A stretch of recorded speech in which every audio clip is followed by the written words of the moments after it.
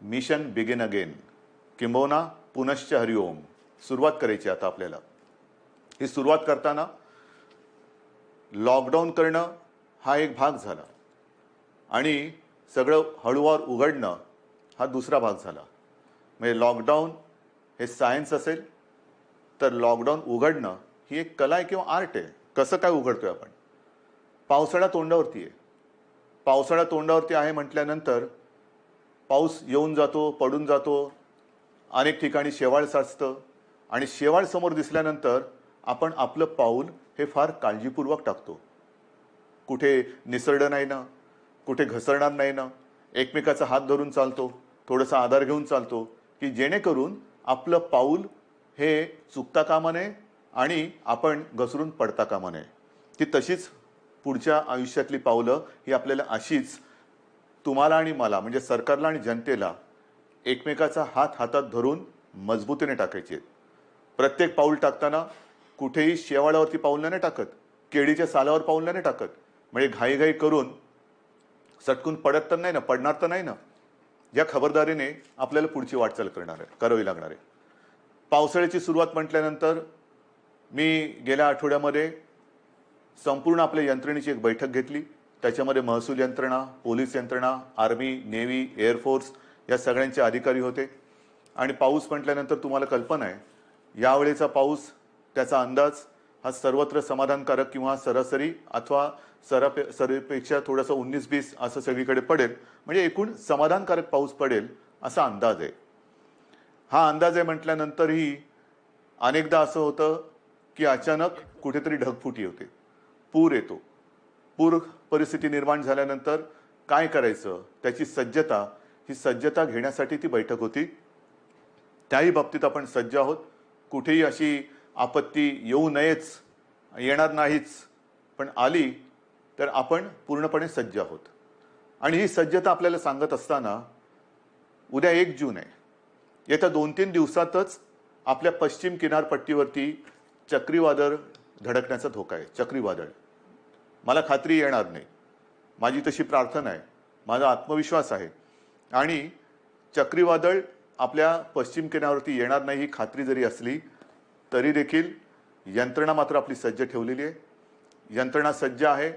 पश्चिम किनारपट्टी म्हणजे माझ्या सिंधुदुर्गापासून ते मुंबईपर्यंत आणि हा सगळा किनारपट्टा जो आहे, इथल्या सर्व लोकांना मी सांगतोय की आपण सुद्धा सज्ज राहा। असंही आतापर्यंत आपण घराबाहेर पडलेलो नाहीच आहोत, पण खास करून माझ्या मच्छीमार बांधवांना सांगतोय की तुम्ही येत्या एक 4-5 दिवसात समुद्रात जाऊ नका, कारण ते वादळ घोंगावतंय। कुठे जाईल, कसं जाईल, दिशा अजून ठरलेली नाहीये। आपल्या दिशेने येत आहे, ती दिशा बदलून ते दुसरीकडे जाऊही शकेल आणि ते जाईलही नक्की, पण आपण मात्र सज्ज राहायला पाहिजे। आणि ही खात्री बाळगल्यानंतर, खात्री एक सज्जता आपली घेतल्यानंतर, दाखवल्यानंतर पुनश्च हरिओम म्हणजे काय? कारण केंद्र सरकारने त्यांची सूचनावली दिलेली आहे, काय काय करायचं, काय करायचं नाही आणि कुठे कुठे कसं कसं काय काय आहे। पहिल्या प्रथम मी आपल्याला सांगू इच्छितो की कोरोना सोबत जगायला शिका, कोरोनाचा मुकाबला करता करता जगायला शिका। हे आतापर्यंत आपल्याला सगळ्यांना सल्ले देण्यात आलेले, सगळ्यांकडनं मी पण ऐकतोय, आपणही ऐकताय। पण हे ऐकताना जे मी यापूर्वी आपल्याला सांगितलेलं आहे की बाहेर पडताना तोंडावरती मास्क हा अनिवार्य आहेच, नक्कीच आहे। तोंडावरती मास्क लावणं अत्यंत अत्यंत गरजेचं आहे। हात सतत धुत राहणं हे फार महत्त्वाचं आहे। उगाच इकडे तिकडे जाताना कारण नसताना कुठेही हात लागला आणि कंटाळा आला म्हणून मास्क काढला आणि तोंडावरती हात फिरवला, डोळ्याला हात लागला, तोंडाला हात लागला, मग 24 तास तुम्ही मास्क लावला आणि 5 सेकंद मास्क काढून तो हात न धुता तुम्ही तोंडाला लावला तर 24 तास मास्क लावण्याचा काही परिणाम होणार नाही। तुम्हाला संसर्गापासून जर का जपायचं असेल तर नुसतं मास्क लावणं नाही तर कुठेही हात लावल्यानंतर किंबहुना तोंडाला हात लावू नका, चेहऱ्याला हात लावू नका। हा पहिला नियम हा पुढचे काही काळ किंबहुना पुढच्या आयुष्यात आपल्याला अत्यंत काटेकोरपणाने पाळावंच लागणार आहे। बाहेर पडताना सुद्धा आपण टप्प्याटप्प्याने पडतो आहोत। अनेक जणांना घाई झालेली आहे, मला कल्पना आहे। आता काय झालं ना, आता उघडा ना, आता उघडा ना, उघडतो ना, हळूहळू करू ना आपण सगळ्या काही गोष्टी। ह्या सगळ्या गोष्टी इतर देश काय करतायत? काही देशांनी लॉकडाऊन केलाच नव्हता, टाळेबंदी केलीच नव्हती, त्यांची काय स्थिती आहे तेही आपण बघतो आहोत. काही जणांनी लॉकडाऊन केला, तो उठवला, उठवल्यानंतर तिकडे काय परिस्थिती निर्माण झाली तेही आपण बघतो आहोत. कालच मी एक बातमी पाहिली की एका देशाने शाळा सुरू केल्या आणि त्या पुन्हा बंद कराव्या लागल्या. म्हणजे थोडीशी उघडझाप ही सगळीकडे चाललेली आहे. मला असं वाटतं आपण उघडझाप नाही करायची. आपण एकदा जी गोष्ट आपण चालू करू ती सुरूच ठेवायची. आणि तेवढी शिस्त, तेवढा संयम हा आता गेल्या 2 महिन्यात आपल्याकडे आलेला आहे. स्वयं शिस्त म्हणा किंवा एक जिद्द म्हणा, ही आपल्या अंगी आपण आणलेली आहे. जी गोष्ट आपण ज्याची सुरुवात करू ती पुन्हा बंद करण्यासाठी नाही, अजिबात नाही. आणि म्हणून मला असं वाटतं की हा एक वादळाचा धोका आहे, तो किनारपट्टीला आहे. त्या किनारपट्टीमध्ये आपण दक्षता तर घेतोच आहोत, पण इतरत्र संपूर्ण महाराष्ट्रामध्ये 3 तारखेपासून आपण थोडेसे हातपाय हलवायला सुरू करूया. एक हातपाय हलवायला सुरू करूया. हातपाय हलवायला सुरुवात करायची म्हणजे काय करायचं, तर अनेक जण हे सकाळी फिरायला जातात, चालायला जातात, संध्याकाळी जातात. काही माझी तरुण युवक मुलं ही व्यायाम करतात, आउटडोअर व्यायाम, आउटडोअर. अजूनही जिम, स्पा ह्यांना आपण चालू करायला परवानगी दिलेली नाही. जिथे गर्दी होऊ शकेल त्या गर्दीला परवानगी अजूनही दिलेली नाही. कोणत्याही सभा समारंभ आणि एकत्रित येण्याला परवानगी नाही. आणि म्हणून मी आपल्याला सांगतोय की बाहेर फिरताना सुद्धा आपण अंतर ठेवून फिरायचंय. एकमेकापासून जेवढं अंतर ठेवू ते अंतरच आपल्याला ह्या कोरोनापासून अंतर ठेवायला मदत करणार आहे. त्याच्यामुळे बाहेर पडल्यानंतर अनेक दिवसानंतर आपले आप्तेष्ट भेटतील, मित्रमंडळी भेटतील, भेटलीच पाहिजेत. नाही भेटून चालणार कसं, भेटलीच पाहिजेत. पण भेटल्यानंतर एका अंतरावरून आपण त्याच्याशी हाय हॅलो करा, नमस्कार वगैरे करा. जास्त गप्पा टप्पामध्ये एकत्रित येऊन रंगून जाऊ नका, दंगून जाऊ नका, कारण अजूनही ती वेळ आलेली नाही. ही आता पहिल्यांदा आपण एक ट्रायल करतो आहोत, ट्रायल घेतो आहोत. 3 तारखेपासून याची सुरुवात करतो आहोत. 5 तारखेपासून आपण असा एक निर्णय घेतोय की आजपर्यंत सगळे व्यवहार आपले ठप्प होते, सगळी दुकानं आपली ही आपण बंद ठेवली होती. आता आपण काय करतोय, शहरं जी आहेत, लहान मोठी शहरं आहेत, तिकडे रस्त्याच्या दुतर्फा असलेली जी दुकानं आहेत, म्हणजे याही बाजूला दुकान आहेत, याही बाजूला दुकान आहेत, आपण 5 तारखेपासून सुरुवातीला एका बाजूची दुकानं उघडायची, मग ती एकदा झाल्यानंतर ह्या बाजूची, असं अल्टरनेट एक करत करत करत अंदाज घेणार की कशा पद्धतीने आपण सुद्धा ही सवय अंगी बांधवून कसं काम करत आहात. गर्दी अजिबात करायची नाही. कारण यापूर्वी सुद्धा आपण थोडे प्रयोग केले. ही जी झुंबड उडाली, नाईलाजाने आपल्याला ते बंद करावं लागलं. यापुढे ह्या गोष्टी होता कामा नयेत. ह्या गोष्टी टाळूनच आपण जे सुरू करू ते सतत आणि कायमचं सुरूच ठेवू. एक वेगळा आदर्श महाराष्ट्रापासून देशाने आणि जगाला घेतला पाहिजे की बघा महाराष्ट्र किती शिस्तबद्ध आहे, किती शिस्तबद्ध आहे. याने एकदा सुरू केलं, कदाचित इतरत्र ते बंद झालं असेल, पण महाराष्ट्राने नाही बंद होऊ दिलं. एवढा विश्वास माझा तुमच्यावरती आहे. तर एक 5 तारखेपासून दुकानं आपण चालू करू आणि नंतर पुढचा जो रविवार आहे आपलं, सोमवार आहे, तो 8 तारीख आहे. या 8 तारखेपासून आपण आपली कार्यालय सुरू करतो आहोत. कार्यालय सुरू करतो. तुम्हाला मी मंत्रालयाचं उदाहरण दिलं. सुरुवातीला मंत्रालय सगळं बंद करत असताना 50%, 25%, 5%, मध्ये काळ तर असा आला की 100% बंद करावं लागलं. मग हळूहळू पुन्हा 5%वर आणलं. आता आपण आपली ऑफिसेस जे आहेत त्या ऑफिसेसमध्ये आपल्या कर्मचाऱ्यांची संख्या ही साधारणतः 10% उपस्थितीवरून सुरू करू. एक 10% उपस्थितीने सुरू करू. त्याला काय आपल्याला अनुभव येतोय, केसेस वाढतायत का? कारण आत्ता आपण या काळामध्ये जे सुरू करतो आहोत तो खास करून आपला, मी मागेही आपल्याला सांगितलं होतं, कुठेतरी ज्याला आपण पीक म्हणतो म्हणजे सर्वोच्च बिंदू, त्याच्या एकतर जवळ जातो आहोत किंवा त्याच्यावरती आलेलो आहोत. ज्या केसेस वाढतायत, ज्या पद्धतीने त्या वाढलेल्या आहेत, त्या बघितल्यानंतर आपण या पीकच्या जवळ किंवा त्या पीकवरती आहोत, म्हणजे त्या टिपेला पोहोचतो आहोत आपण किंवा पोहोचलेलो आहोत. काही काळ आता हा जो केसेस येण्याची संख्या जी आहे ही साधारणतः अशीच थोडीशी वरती खाली होत, नंतर हळूवारपणाने एक आणखीन 8-15 दिवसानंतर ती खाली उतरायला लागेल. ही खाली उतरेल केव्हा उतरेल, जर आपण ही सगळी बंधनं पाळली तर. पुन्हा एकदा मी आपल्याला सांगतो की बाहेर पडताना आवश्यक ज्यांना नाही त्यांनी घराबाहेर पडू नका. विशेषतः जे आपले ज्येष्ठ नागरिक आहेत आणि ज्यांना खास करून मधुमेह, रक्तदाब, इतर काही व्याधी किंवा दुर्दैवाने आजार किंवा काही विकार असतील, त्यांनी घराबाहेर पडू नये. कारण हा जो विषाणू आहे तो या पद्धतीच्या ह्या वयोगटाच्या आणि या वर्गातल्या नागरिकांवरती फार घातक परिणाम करतोय. ज्या ज्या काही गोष्टी आपण बघतो आहोत, गंभीर गंभीर गंभीर म्हणतोय, त्याच्यामध्ये ह्या वर्गातली लोक म्हणजे हाय रिस्क ग्रुप ज्याला म्हणतो आपण, त्या वर्गातली लोक किंवा नागरिक हे त्याला जास्त, त्याचा प्रादुर्भाव हा अतिशय गंभीरतेने होतोय, घातक ठरतोय तो. म्हणून साधारणतः 55 ते 60च्या वरच्या नागरिकांनी आणि ज्यांना ह्या काही विकार किंवा काही आजार आहेत त्यांनी घराबाहेर पडता कामा नये. हे जरी घरात राहिले तरी मग प्रश्न येतो, जे घराबाहेर पडणार आहेत साधारणतः मध्यमवयीन किंवा युवा, त्यांनी घराबाहेर पडल्यानंतर घरात गेल्यानंतर आपल्याला ज्येष्ठ आपले माता पिता आहेत, आई वडील आहेत, आजी आजोबा असतील, आणखीन कोणी ज्येष्ठ आपले नातेवाईक असतील, त्यांना आपल्याकडनं अनावधानाने सुद्धा हा संसर्ग होऊ द्यायचा नाहीये. त्यानंतर ते घरात राहणार आहेत, आपण घराबाहेर जाणार, फिरणार आणि व्हायरस घेऊन घरात येणार. तर कृपा करून आपल्याकडनं अनावधानाने सुद्धा हा संसर्ग आपल्या वडीलधाऱ्यांना होणार नाही याची काळजी घ्या. घरात आल्याबरोबर आपले कपडे म्हणा किंवा आपण स्वच्छ हातपाय धुवून आंघोळ करून आणि एक अंतर ठेवून त्यांच्यासोबत राहिलं पाहिजे. कोणालाही कुठलंही लक्षण आढळलं, कारण याची लक्षणं सुद्धा मी आपल्याला सांगितलेली आहेत. सर्दी खोकला, कारण आता पावसाळा आलेला आहे, पावसाळा आला, सर्दी खोकला ताप, थोडंसं थकवा, तोंडाची चव जाणं, नाकाचा वास जाणं, ही जी काही अशी लक्षणं आहेत, ही लक्षणं आढळली तर ताबडतोब आपल्या डॉक्टरना किंवा दवाखान्यात तिकडे तुम्ही जायला पाहिजे. लक्षणं वेळेत ओळखून जर आपण उपचार सुरू केले तर बरे होणाऱ्यांची संख्या सुद्धा खूप आहे, मोठी आहे संख्या. म्हणजे ती संख्या जर का मी तुम्हाला सांगितली तर एक दिलासादायक नक्कीच ती संख्या आहे. आत्तापर्यंत आज महाराष्ट्रामध्ये केसेस किती आहेत? महाराष्ट्राचा विचार केला तर साधारणतः 65,000 केसेस आहेत, 65,000 केसेस. पण या 65,000 केसेस कशा आहेत? ह्या आपला पहिला रुग्ण सुद्धा याच्यात धरला जातोय. म्हणजे हे गेल्या वेळेला मी आपल्याला सांगितलं होतं की सुरुवातीला ज्याच्यामुळे कळलं की कोरोना आपल्या शहरामध्ये किंवा आपल्या राज्यामध्ये आलेला आहे, तो रुग्ण आज बरा होऊन घरी पण गेला, कधीच गेला, पण तरी सुद्धा तो पहिला रुग्ण ह्या 65,000 धरला जातोय. हे चूक आहे, ही चूक आहे.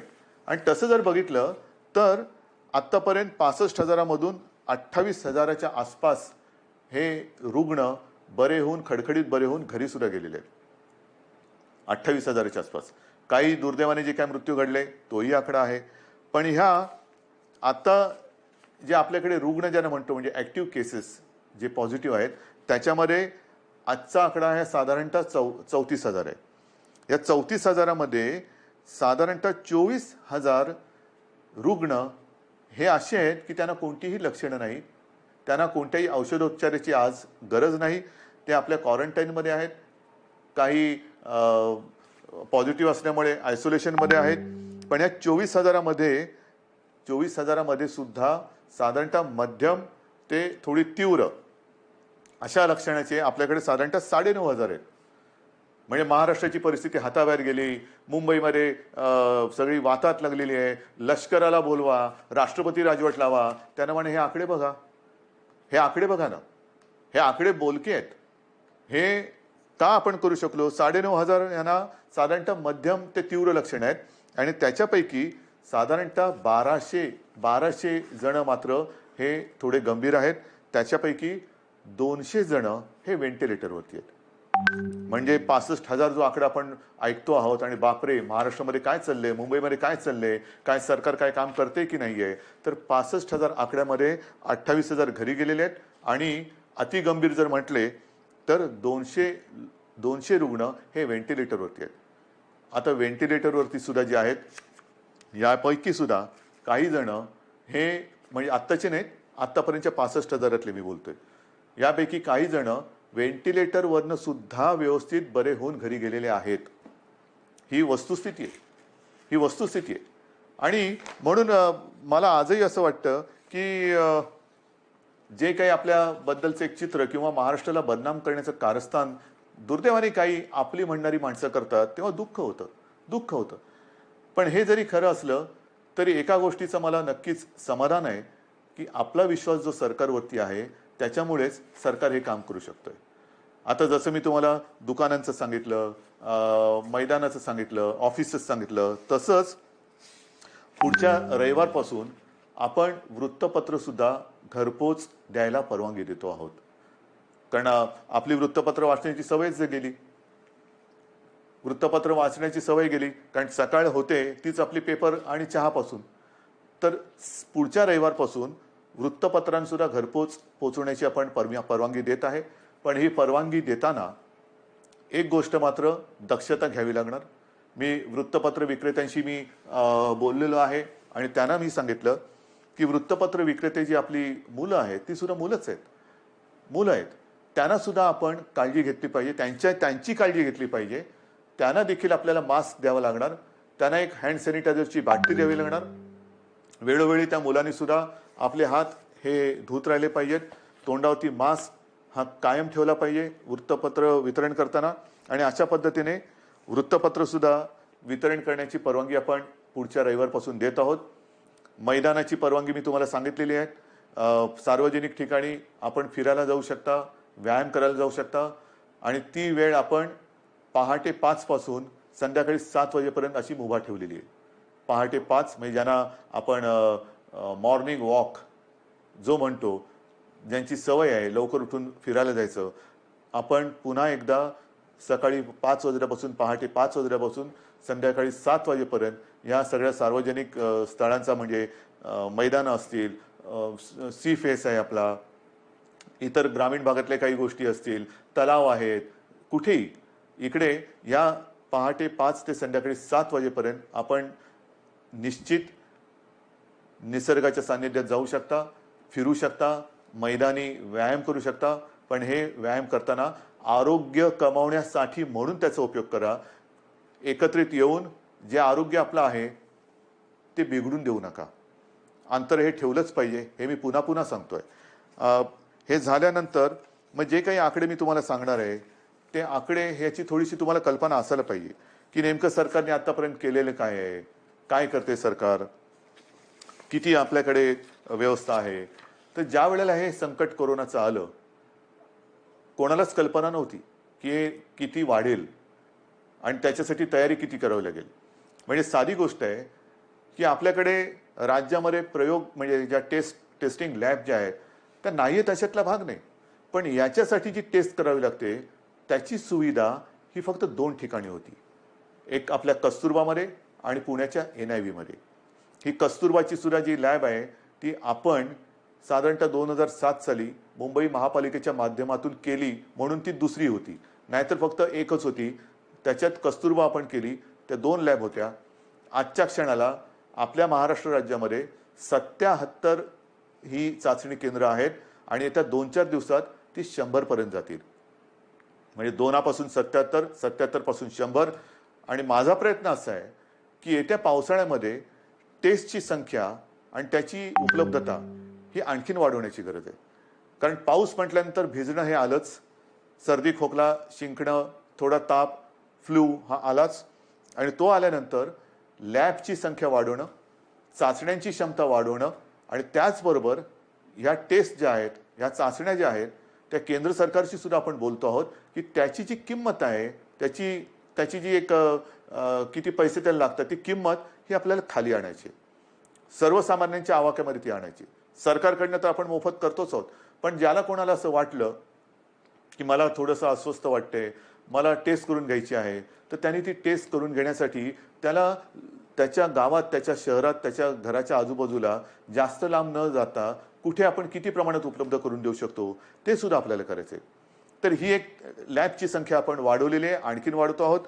मग अनेकदा अशी तक्रार येते की रुग्णाला बेडच मिळत नाही. आहे, दुर्दैवाने थोड्याफार प्रमाणात ही तक्रार खरी आहे आणि ती तक्रार एक सुद्धा असता कामा नये ह्याच्याकडे सरकारचं लक्ष आहे. पण त्याच्याकडे जर का आपण बघितलं तर जे मी आपल्याला सांगितलं की आपल्याकडे ह्या लॅबची संख्या ही 2 होती, 2ची 77 आणि 77ची आता आपण 100 आणि पुढच्या काळात 100हून अधिक करतो. तसं आपल्या राज्यात इन्फेक्शनसाठी जी हॉस्पिटल्स होती ती फक्त 3 होती. आयसोलेशन सुविधा ज्याच्यात असतील अशी 3 होती. आता ती जवळपास 2576 2500च्या आसपास आपण केलेले आहेत. म्हणजे 3पासून 2500. बेड्स किती होते? बेड्स साधारणतः 400च्या आसपास होते आयसोलेशन. ते आता 2.5 लाखाच्या वर महाराष्ट्रामध्ये झालेले आहेत. महाराष्ट्रात 2.5 लाखाच्या वर. त्याच्यामध्ये साधारणतः 25,000 बेड्स हे ऑक्सिजनची सुविधा देऊ शकतील असे आहेत. कारण आपल्याला मी जे सांगितलं की आत्तापर्यंत जे रुग्ण आपले हॉस्पिटलमध्ये उपचार घेत आहेत त्यांच्यापैकी 200 जण व्हेंटिलेटरवर आहेत. म्हणजे व्हेंटिलेटर फार थोड्या जणांना लागत आहेत, कोणालाही लागूच नाहीत, पण फार थोड्या जणांना लागत आहेत. जास्तीत जास्त रुग्णांना ऑक्सिजन लागतोय. ऑक्सिजनची सुविधा देणारे बेड्स हे आपण मोठ्या प्रमाणावरती तयार केलेले आहेत, आणखीन सुद्धा करतो आहोत. ICU बेड्स सुद्धा सुरुवातीला 250 होते, ते साधारणतः 8,500च्या आसपास आपण नेलेले आहेत. म्हणजे एवढी सुविधा आपण करतो आहोत, एवढी मोठी सुविधा आपण केलेली आहे. मला जी मी तुम्हाला सांगितलं की जम्बो फॅसिलिटी किंवा फील्ड हॉस्पिटल्स मुंबईमध्ये आहे, ठाण्यामध्ये आहे, ज्या ज्या शहरांमध्ये मी सूचना दिल्या आहेत, मग संभाजीनगर असेल, पुणा आहे, आणखीन कुठेही जिथे जिथे फील्ड हॉस्पिटलची आवश्यकता आहे तिथे त्यांना सूचना दिलेल्या आहेत की तुम्ही ते करा. म्हणजे एकेका ठिकाणी आपण 1,000 2,000 हजारच्या बेडची सुविधा करतोय. गोरेगावला तर साधारणतः 3,000 बेडची सुविधा करतोय. इतर देशांनी, इतर राज्यांनी अशी सुविधा किती जणांनी उपलब्ध केली असेल, किती जणांनी संख्या वाढवली असेल, हे आता सगळीकडे स्पष्ट झालेलं असेलच. पण महाराष्ट्राने मात्र गेले 2 महिने उपचाराकडे लक्ष दिलेलं आहे, सुविधांकडे लक्ष दिलेलं आहे. आपण आपला टास्क फोर्स निर्माण केलेला आहे आणि हा टास्क फोर्स अक्षरशः अहोरात्र मेहनत करून, अविश्रांत मेहनत करून साधारणतः गाईडलाईन देतोय. आपलं मोठं जे आव्हान आहे की एकतर हा संसर्ग रोखणं, त्याची तीव्रता कमी करणं आणि मृत्यूदर हा कमीत कमी किंवा शून्यावरती आणणं. मृत्यूदर हा अजूनही मला खाली आणायचा आहे. आणि तो खाली केव्हा येईल? कारण आजही काही ठिकाणी असं लक्षात येतंय की जो कोणी रुग्ण आहे तो अगदी शेवटच्या टप्प्यामध्ये हॉस्पिटलमध्ये दाखल होतोय, अगदी शेवटच्या टप्प्यात. म्हणजे मी मागे आपल्याला करायची सांगितलं असेल की माझाच एक चांगला कार्यकर्ता, अत्यंत चांगला निष्ठावान कार्यकर्ता शेवटच्या टप्प्यात हा हॉस्पिटलमध्ये गेला, स्वतःहून गेला आणि तपासणी करतानाच तो कोसळला. काहीच करू शकले नाही डॉक्टर. म्हणजे त्याची करायची चाचणी पण करता आली नसेल. हे अंगावरती दुखणं काढू नका. अंगावरती दुखणं काढल्यानंतर मग मात्र त्याला उपचार नाही आहेत. अनेक जण जे वाचून घरी गेलेले आहेत ते वेळेमध्ये आपल्याकडे आलेले आहेत. अगदी दुर्दैवाने काही व्हेंटिलेटरवरती जाऊन सुद्धा सुदैवाने खणखणीत बरे होऊन घरी गेलेले आहेत. वेळेत आले तर उपचार होतात. मी मागे सारखं मागे बोलतो, कारण या काही दिवसात एवढ्या जणांशी मी बोलतोय की नेमकं तुमच्याशी बोललो का इतराशी कोणाशी बोललो हे लक्षात येत नाही. तर त्यावेळेला मी सांगितलं होतं की जर का मृत्यूदर खाली आणायचा असेल, आणि तो येतोय, नक्कीच येतोय, आलेला आहे, तर डॉक्टर आपल्याकडे सज्ज आहेत. पण डॉक्टरना 2 गोष्टी वेळेत मिळाल्या पाहिजेत. एक म्हणजे औषधं, ती औषधं आपण त्यांना देतो. आणि सगळ्यात महत्त्वाचा भाग म्हणजे पेशंट सुद्धा वेळेमध्ये जर का डॉक्टरांच्या हातात आला तर डॉक्टर, तुम्हाला कल्पना नाही, अक्षरशः एखाद्या योद्ध्याला साजेल असा पराक्रम करतायत. कोणत्याही टोकाला जाऊन त्याला वाचवण्याची शर्थ करतायत आणि त्याला मी तर म्हणेन यश सुद्धा येते. आता ही आरोग्यविषयक तुम्हाला माहिती दिल्यानंतर साधारणतः एक महत्त्वाचा मुद्दा होता, तो म्हणजे इतर राज्यातले मजूर. या मजुरांना सुद्धा आपण आत्तापर्यंत 12 लाख किंबहुना त्याच्याहून जास्त असेल, माझ्याकडे आकडा आहे माझ्याकडे, 12 लाखापेक्षा नाही, हे बघा, सुमारे 16 लाख मजुरांना रेल्वे आणि बसेसने आपण इतर राज्यात सोडलेले. सुमारे 16 लाख लोकांना रेल्वेतनं आणि बसेसमधून आपण परराज्यात सोडलेलं आहे. साधारणतः 800 ट्रेन्स, 11 लाखाच्या वरती. मी आज पियुष गोयलला धन्यवाद देतोय, कारण गेल्या वेळेला बोलले तर थोडंसं त्यांचा राग आला होता. पण पियुषजी, आज मी तुम्हाला धन्यवाद देतोय, मुद्दामून धन्यवाद देतोय, कारण आपण त्यावेळेला ते मनावर घेतलं आणि खरंच तुम्ही ट्रेन्स उपलब्ध करून दिल्या. त्याच्यामुळे साधारणतः 11 लाखाच्या वरती, 11.5 लाखाच्या आसपास मजुरांना आपण त्यांच्या गावात, त्यांच्या राज्यात जाऊ दिले. एसटीने आपल्याला साधारणतः 42,000पेक्षा 42,500 एस.टी बसेसद्वारे आपण 5.25 लाख मजुरांना राज्याच्या सीमेपर्यंत सोडलेले आहे. आणि याच्यावरती आपण आतापर्यंत मुख्यमंत्री सहायता निधीतून जवळपास 85 ते 90 कोटी रुपये खर्च केलेले आहेत. 85 ते 90 कोटी रुपये. साधारणतः 22 पेक्षा जास्त फ्लाईट्सद्वारे 3,000पेक्षा जास्त नागरिक आपण महाराष्ट्रात आणलेले आहेत. 7 जूनपर्यंत आणखीन काही फ्लाईट्स येत आहेत. तर अशी ही सुरुवात होते. शिवभोजन थाळी सुद्धा ही आजपर्यंत आपण 838 केंद्र राज्यात कार्यरत केलेली आहेत. 1 ते 30 मे, फक्त 1 ते 30 मे या काळात या शिवभोजन थाळीच्या योजनेतून आपण 32,77,778 शिवभोजन थाळ्याच्या माध्यमातून एवढ्या लोकांना, म्हणजे 32 लाखाच्या आसपास लोकांना आपण भोजन देण्याची व्यवस्था केलेली आहे. मुख्यमंत्री सहायता निधीत आतापर्यंत 352 कोटी रुपये आपण संपूर्ण आले. त्याच्यापैकी 111 कोटीपेक्षा जास्त हे कोविडसाठी आपण खर्च केलेला आहे. आणि या सगळ्या गोष्टी चालू आहेत. उद्योगधंदे सुरू होत आहेत. 7.5 लाखापेक्षा जास्त मजूर हे कामावरती आलेले आहेत. उद्योगाने तर आपण परवानगी दिलेली आहे. आणखीनही उद्योग आपण सुरू करतो आहोत. आता हे सगळं सुरू करत असताना जसा पावसाळा सुरू होतो आहे तसंच आपलं शैक्षणिक वर्ष सुरू होत आहे.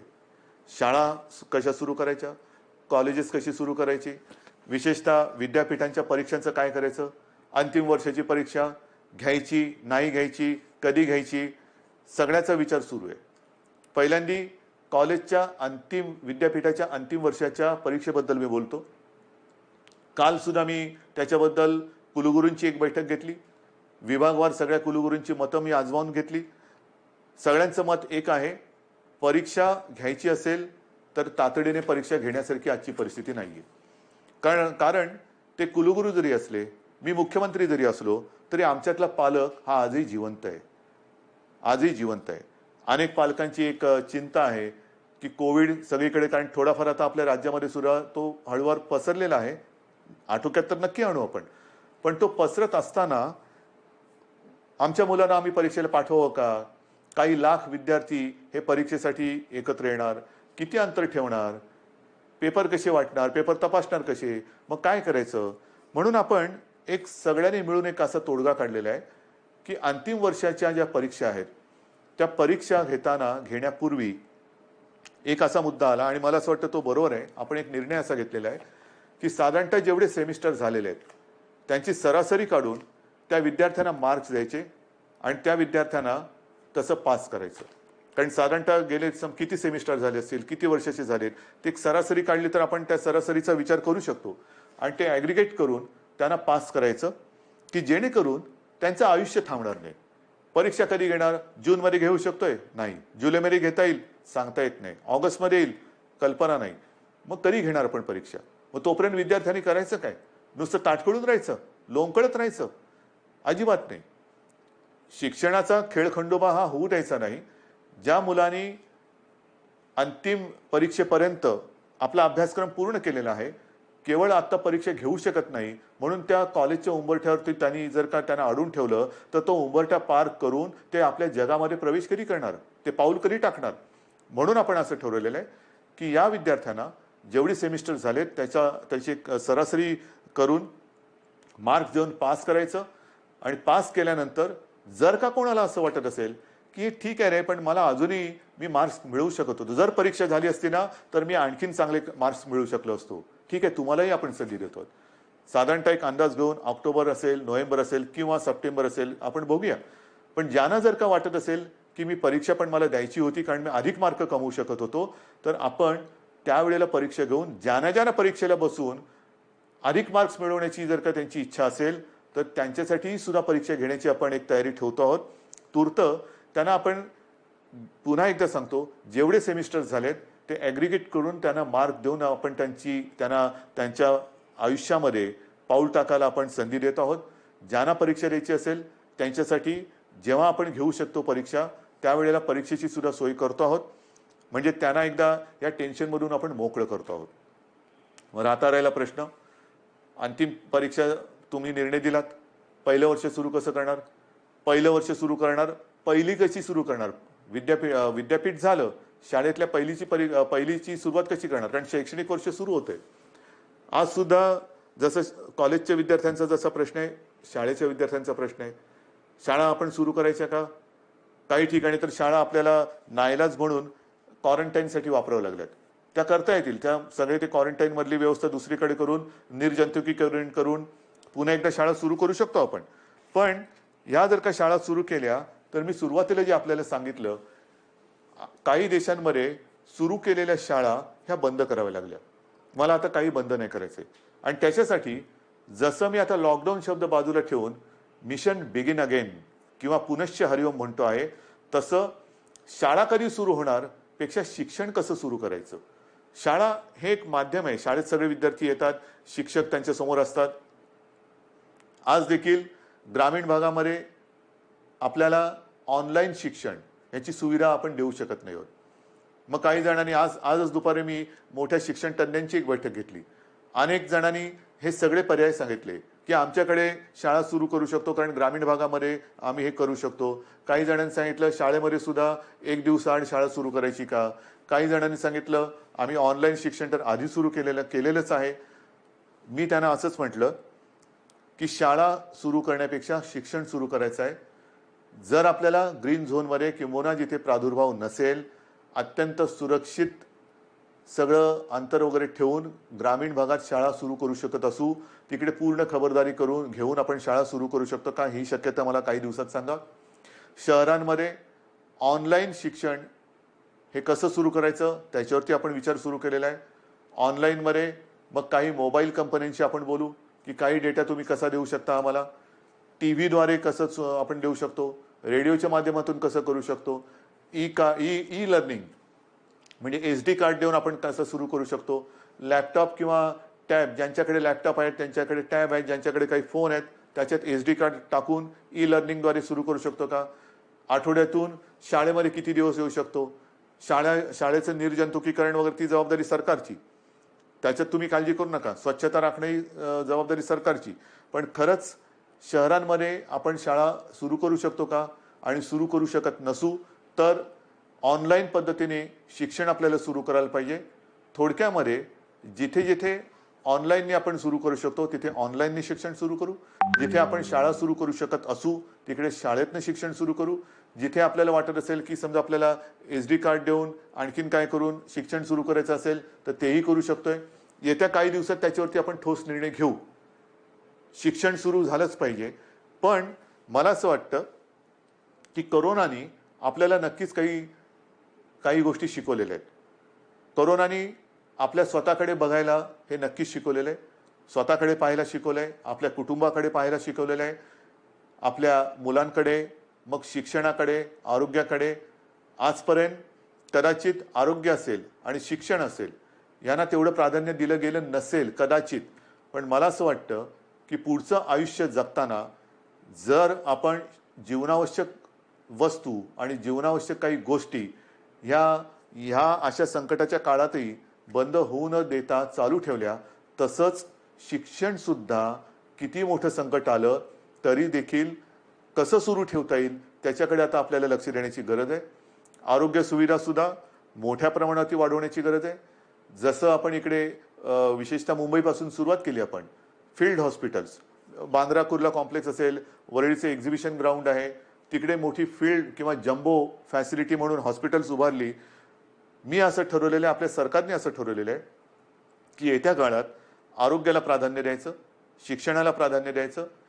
शहरांमध्ये म्हणजे ग्रामीण भागामध्ये सुद्धा, ग्रामीण भागातली छोटी मोठी शहरं आहेत त्या शहरांमध्ये त्या जिल्ह्यांच्या आवश्यकतेनुसार इन्फेक्शन हॉस्पिटल्स, जी इतर वेळेला तिकडे काही कार्यक्रम चालतील, जसं वरळीचं आपलं गोरेगावचं एक्झिबिशन ग्राउंड आहे, तिथे इतर काही कार्यक्रम चालतात. वरळीला डोम आहे, इतर वेळेला इतर काही कार्यक्रम चालतात.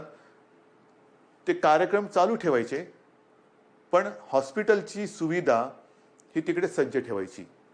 जर गरज लागली तर तिथे 2 ते 3 दिवसात हॉस्पिटल उभारता आलं पाहिजे. उभारता म्हणजे सगळ्या सुविधा ज्या आहेत, म्हणजे बेड्स या सगळ्या पटपट मांडून हॉस्पिटल सुरू होईल.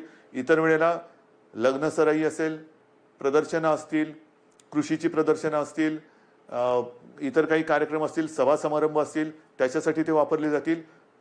पण आरोग्य सुविधा मात्र जेव्हा गरज लागेल तिथे कमीत कमी वेळेत त्या आपल्याला उपयोगात आणता येतील अशा पद्धतीने राज्यभर आरोग्य सुविधा सुद्धा आपण निर्माण करणार आहोत। एकूणच जे मी आपल्याला सुरुवातीला बोललो होतो की आपण खबरदारी घ्या, आम्ही जबाबदारी घेतो। आता खबरदारी आणि जबाबदारी दोन्ही एकत्र करण्याची वेळ आलेली आहे। जबाबदारी सरकारने घेतलेली आहे, खबरदारी आपण घेतलेली आहात।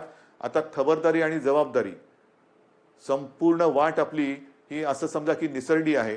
एकमेकाचा हात हातात धरून दोघांनाही कुठे धोका होणार नाही। म्हणजे सरकारला तसं नाही, सरकार तसं पडूच शकत नाही। तुम्ही सोबत असल्यानंतर तसं सरकार कोणी पाडू शकत नाही, मला सरकारची चिंता नाहीये। पण आयुष्यात कुठेही आपल्याला घाईघाई करून घाईगर्दीने आपलं पाऊल चुकता कामा नये, पाऊल घसरता कामा नये। याची खबरदारी घेऊन जे करू ते ठामपणाने करू आणि जे करू ते पुन्हा बंद कधी करणार नाही या आत्मविश्वासाने एक एक पाऊल पुढे टाकत टाकत जाऊ। Mission begin again.